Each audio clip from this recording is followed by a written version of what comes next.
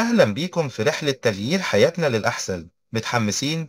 لو شايف إن المحتوى ده مفيد ما تنساش تعمل لايك وتشترك في القناة.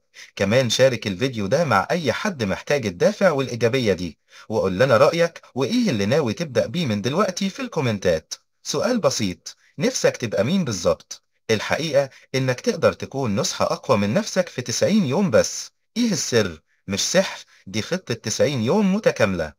الخطة دي بتركز على 4 أركان أساسية لبناء الذات. أول ركن الصحة health. جسمك هو الأساس اللي بتبني عليه حياتك. ابدأ بتنظيم النوم، حاول تنام 7 ل 8 ساعات نوم جودة كل ليلة. النوم الكافي بيحسن تركيزك ومزاجك بشكل خرافي. ثانيا الحركة، مش لازم جيم، ممكن تمشي 30 دقيقة كل يوم. الحركة المنتظمة هي من العادات اللي تغير حياتك للأفضل. ثالثا التغذية، قلل السكريات والوجبات السريعة، زود من الخضار والبروتين عشان يديك طاقة مستمرة. رابعا شرب المياه، اشرب كمية كافية طول اليوم. افتكر الاستثمار في صحتك هو أذكى استثمار على الإطلاق. خلال 90 يوم هتلاحظ فرق كبير في طاقتك وقدرتك على الإنجاز. الإيجابية تبدأ من هنا، صحتك هي مفتاح كل حاجة. التزم بالخطة دي لمدة 90 يوم وشوف النتائج بنفسك. الركن الثاني المال فاينانس، ازاي نبني حياة اقوى ماديا. الخطوة الاولى الميزانية، اعرف فلوسك رايحة فين بالظبط. اكتب كل مصروفاتك حتى الحاجات الصغيرة اللي بتستهلك فلوس كتير. الخطوة التانية الادخار، ادخر نسبة ثابتة من دخلك اول ما يوصل، حتى لو مبلغ صغير، المهم تبني عادة الادخار. الخطوة التالتة تطوير المهارات، استثمر في نفسك، اتعلم مهارة جديدة ليها طلب في السوق. دي العادات اللي تغير حياتك المالية. فكر في مصدر دخل جانبي لو ظروفك تسمح بده. تحقيق الأمان المالي بيدي راحة نفسية عظيمة. ركز على الفرق بين الأصول والخصوم وإزاي تزود أصولك. الخطة المالية دي جزء أساسي من تطوير الذات الشامل. بعد 90 يوم هتكون بتحس بالسيطرة أكتر على وضعك المالي.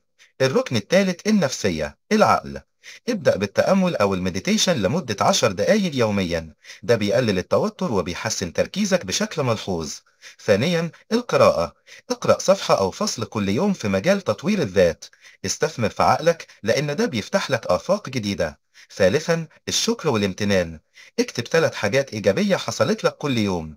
الامتنان بيغير طريقة رؤيتك للحياة وبيخليك سعيد أكتر. رابعا الحديث الإيجابي مع النفس، غير طريقة كلامك لنفسك، بدل ما تقول أنا فاشل قول أنا بتعلم وبحاول. العقلية دي هي اللي هتخليك تحقق هدفك من خطة 90 يوم.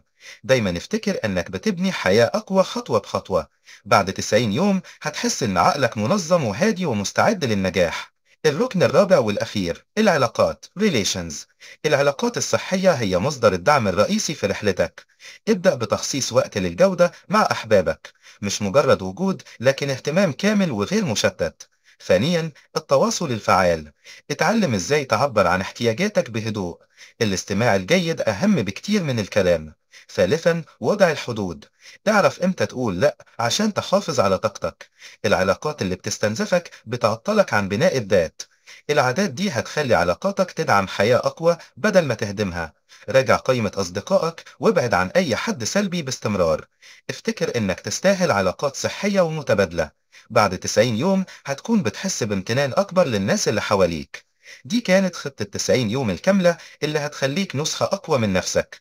لو عايز الPDS المجاني للخطة بالتفصيل عشان تبدأ فورا، اكتب لي في قسم الكومنتات كلمة خطة 90 يوم وهبعت لك لينك التحميل. شكرا لمتابعتكم وانتظروا الفيديو القادم اللي هيضيف قيمة جديدة لحياتكم.